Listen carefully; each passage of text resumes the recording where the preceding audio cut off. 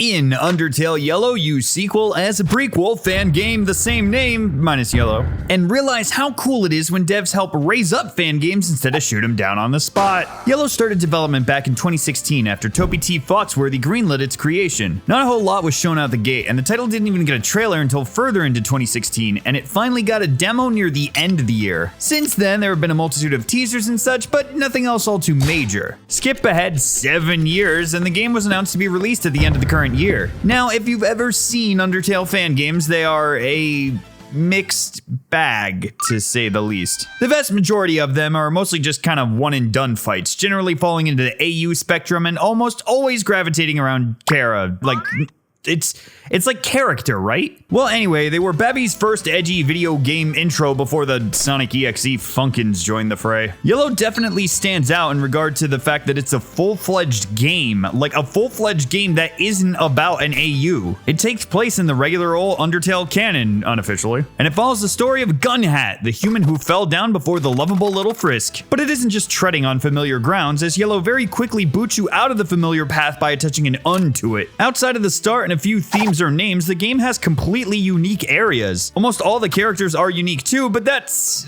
well, we'll get to that. Gameplay, it is almost identical to the original Undertale, so that's good or bad depending on how you liked Undertale gameplay. Fights are done by picking and choosing one of the X amount of sillies to tickle the ribs or various appendages of the underground dwellers until they go, oh you, and turn yellow. Symbolic. Or in Boss's case, choosing the same option over and over again until they have completed their allotted dialogue amount. Or you can do what I did in having already played Undertale and being shown that your weapon is a gun.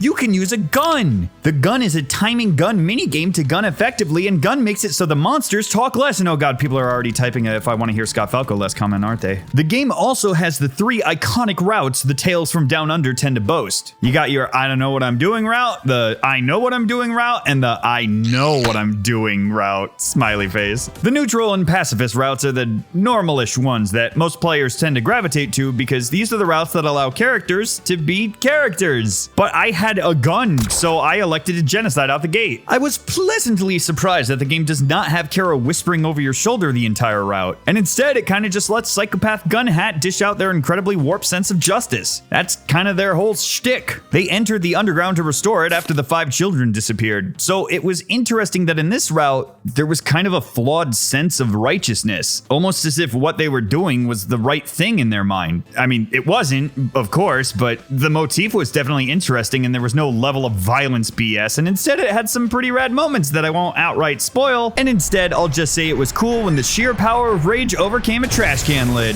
Now, as with most Undertale-y things, the Meanie Bobini routes are generally the hardest of the choices. I was admittedly a little nervous picking this route because fan games have always kind of had that horrendous mindset of hard BS equals cool fight. And sure shooting, this game follows that. Now, obviously in Undertale, you had the silly skeleton man and fish face as the big filters, and whereas they were very challenging, they didn't necessarily feel cheap. Both of them would throw a lot at you, but they would also kind of introduce you to it. The best example I have is comparing Fish Face and Toho Fox, which essentially act as the midway bosses in their respective games. Let's take a little look-see at the official game's opening move.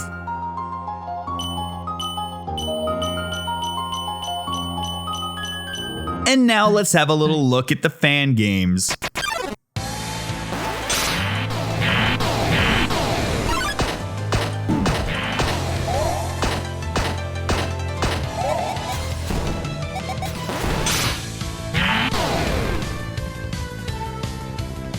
Now I know it's very subtle, but did you catch the difference? Undyne throws a new mechanic at you, but eases you into it, albeit just for a moment. Fanart Fox throws multiple mechanics at you, some of which punish you outright by not knowing them immediately, like the stun lock and a beam that lowers your max HP. This is unfortunately a common problem a lot of the fights have. They don't really feel play tested. It's like the person who designed the fight and knew all the ins and outs of it could beat it, and they said ship it, or upload it because it's not sold. So anywho's, there's a lot of fights that feel less like a fight and more like a tank check. What is it about fan games that just kind of has this curse where they think that more things on screen makes it tougher and that's good game design when it Really, it isn't. Like, I know, skill issue, but it feels more like a skill issue because the game is playing a whole different game and not telling me the rules. Luckily, when you do biff it, you'll be able to continue from the fight, although I'm not sure if it was a glitch or not, but it seemed like my food and items just disappeared if I continued. Like, some of them would come back, but not all of them. Not only that, but a lot of the characters have this horrible habit of not shutting up before and during the fights. So let's sort of segue into the pacifist and neutral route. In these routes, you trade out the guns for funds, killing for chillin', and murder for because it's more you get to know the bird more. These are the routes where you can actually talk to and interact with a lot of the characters since, you know, they don't all vamoose after you clear out a town or two. Yellow definitely does a nice job of capturing the overall vibe and feel that Undertale had, with plenty of silly little flavor text and moments that may or may not cause you to exhale out of your nose. The world they built is a pretty nice one. The environments all look great, and it's cool to see more animated characters compared to the base game, giving everyone like 3-frame animation loops. Lots of the characters have intricate motions on the overworld, and some even get like pretty flashy fight frames. There are a lot of nice details too. Like early on when I fought Adventure Time Bat, I was pleased to see the background reacting to his attacks. But I guess this sort of leads into a problem I have. The game very, very clearly has favorites that kind of alienate themselves and those around them. The best example I have this is a scene where Bird Papyrus is standing next to the nerd from the actual game. Seeing them in their 2 flat colors, instant turnaround that goes into 3-frame walking animation, share a scene with the OC who is shaded and having a slow animated head turn. It's like there isn't really anything inherently wrong with that per se, but I feel like you could have thrown some shadows on Alfie and given him a little more oomph. I'll also say it's very jarring too that in this world of monsters, the main cast of characters isn't very monsterish. They all follow kind of like traditionally appealing design choices. Like, yes, they are not human, but they're all pretty human looking and symmetrical and rounded. Stuff to make them look approachable. The original cast was monsterish, but they still had memorable and catching designs. Undyne was essentially bald, had an eye patch, a crooked smile, mismatched teeth, and ran around in giant non-form-fitting armor. The bird and the fox are just kind of furry OCs. Now, I'm not being an asshole. They aren't bad designs, mind you. Like, zero shade against the artist. You made very good-looking characters, but that's the problem. Their personalities are all right. I don't think any of them are also inherently bad. To me, personally, they just weren't very memorable. Birdley's aunt was basically just Sans and Papyrus wrapped up in a birdie body while taking Pappy's love of puzzles mixed with Sans' laziness. Howdy Prattner is my favorite, but ultimately exists as a set piece for Toho Fox, and Adventure Time Bat is in the game. I'm sorry, because I also got a tangent here for a bit, but what the hell is Soroba's deal? As soon as she shows up, it feels less like Undertale Yellow and more like Soroba's pranktacular plan. I'm pretty convinced that if the dev team was one person, they would have been the final boss in all routes. I gotta go into spoilers, but this character, man. She has a dying husband who's all like, I want our daughter to be safe, so keep working on this silly serum to turn monsters into superheroes. When you get it good, test it out on literally anyone else. I cannot state this enough. Literally anyone but our daughter. Keep her out of this. The serum on anyone else? Yes. The serum and daughter? No. I want to be a superhero.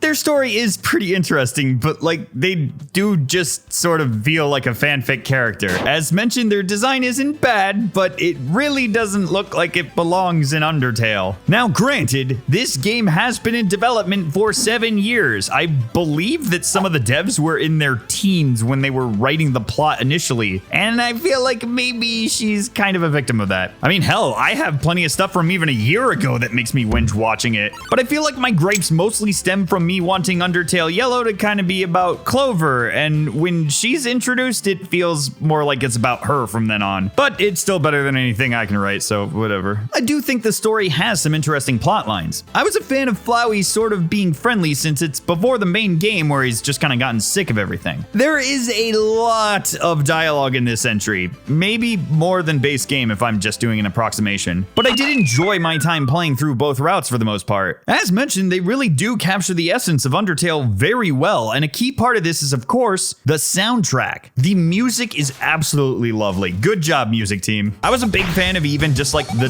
normal battle theme kind of getting little changes depending on which section of the world you're in. This was clearly made as a labor of love, and it really shows. Any of the gripes I have are just kind of personal prefs. I think the only complaint I have is that some of the fights don't really feel play-tested, and every now and then there's like weird hitboxes to hit switches or like activate an elevator. Just small stuff, nothing major. Still, it's an amazing outcome all in all. Hopefully this nets some of them a position to help the old Tobster and Deltarune, or maybe make some kind of official DLC or sequel, prequel. Obviously, as a fan game, it doesn't really have a price tag, so if you were a fan of the original and you want more of a challenge than base Undertale, or you want to see how wacky Saroba really is, I'd suggest giving it a low to the down variety, and maybe support some of those devs. Also, Vendi's the best girl, fight me.